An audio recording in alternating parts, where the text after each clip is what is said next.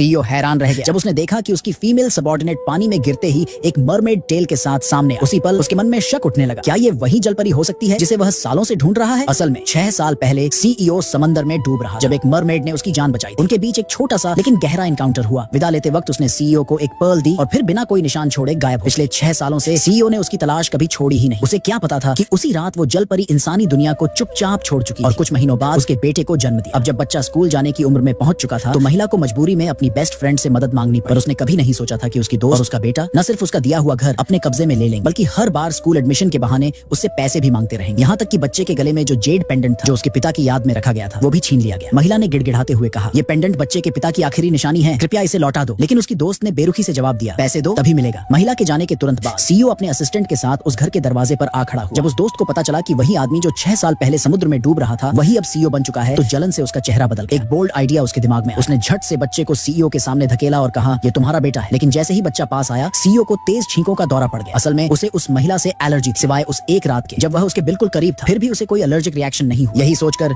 CEO को शक होने लगा कि दोस्त की बात झूठ हो सकती। तभी दोस्त ने जेब से जेड पेंडेंट निकाला, वही पेंडेंट जो सालों पहले सीईओ ने उस जलपरी को दिया था। वो इसे देखकर चौंक गया, पर शक अब भी बना। इस कीपसेक को देखते ही उसने अपने असिस्टेंट से कहा, इन्हें हमारे साथ ले चलो। उधर असली महिला समंदर के किनारे मोती इकट्ठा कर रही थी ताकि बेटे की स्कूल फीस भर सके। साथ ही वह अपने बेटे के साथ एक इमोशनल वीडियो देखकर रो रही। उनकी हल्की सिसकियां पास से गुजरते सीईओ के कानों तक पहुंच। किसी के कदमों की आहट सुनकर महिला ने तुरंत बेटे से कहा, अपनी छोटी सी टेल छुपा लो। उनके रूप बदलते ही सीईओ अंदर आया और एक पल को लगा कि उसकी आंखों को धोखा हो रहा है। जैसे ही माँ बेटा वहाँ से निकलने ही वाले थे एक बिल्ली सामने आ। बच्चा डर के मारे पीछे हटने लगा और सीधे तालाब की तरफ गिरने ही वाला था। महिला दौड़ पड़ी उसे बचाने के लिए। उस नाजुक पल में सीईओ ने समय रहते महिला का हाथ पकड़ लिया। उस एक पल की छुअन में दोनों ने अजीब सी जानी पहचानी सी फीलिंग महसूस की। सीईओ हैरान रह क्योंकि इस बार उसे कोई एलर्जिक रिएक्शन नहीं हुआ। ये बात उसे और भी ज्यादा परेशान करने लगी। जब उसे पता चला कि उसकी वजह से महिला और उसका बेटा अपने सारे मोती खो बैठे तो उसने तुरंत कॉम्पेंसेशन ऑफर। कुछ दिनों बाद जब वो अपने कंपनी द्वारा इन्वेस्ट किए गए एक किंडरगार्टन का इंस्पेक्शन कर रहा था तो उसे हैरानी हुई। महिला वहीं अपने बेटे का एडमिशन कराने आई। सीईओ ने तुरंत अपने असिस्टेंट को कहा कि उनकी एडमिशन प्रोसेस में पूरी मदद की। कुछ ही दिनों में महिला को एडमिशन एक्सेप्टेंस लेटर मिल गया। साथ ही उसे उसी कैंपस में असिस्टेंट की नौकरी भी मिली। लेकिन पहले ही दिन काम पर जाते ही स्टाफ ने उसे हर तरह से परेशान करना शुरू कर। जैसे ही महिला मुश्किल में फंसी थी ठीक उसी वक्त सीईओ वहां आ पहुंचा और उसे मदद। अपनी तरफ से शुक्रिया कहने के बच्चे ने उसे एक ग्लास पानी लाकर। लेकिन जैसे ही सीईओ ने 2 घूंट लिए उसने देखा कि माँ और बेटा पूरा पॉट पहले ही खत्म कर चुके थे। वो अभी भी समझ नहीं पाया था कि ये कैसे हुआ। तभी एक फीमेल टीचर एक छोटी बच्ची के साथ वहां और अचानक सीईओ और बच्चा दोनों अनकंट्रोलेबली छींकने लगे। जब पता चला कि दोनों को ही फीमेल से एलर्जी है तो बच्चे ने धीरे से सीईओ के कान में एक चालाक ट्रिक बताया। उसने कहा, आप थोड़े मोटे लॉन्ग स्लीव्स और पैंट्स पहन लिया कर ताकि जब लड़कियां पास आएं तो एलर्जिक रिएक्शन कम हो। उधर उसी वक्त दोस्त का बेटा घर में टैंट्रम कर रहा था। बर्तन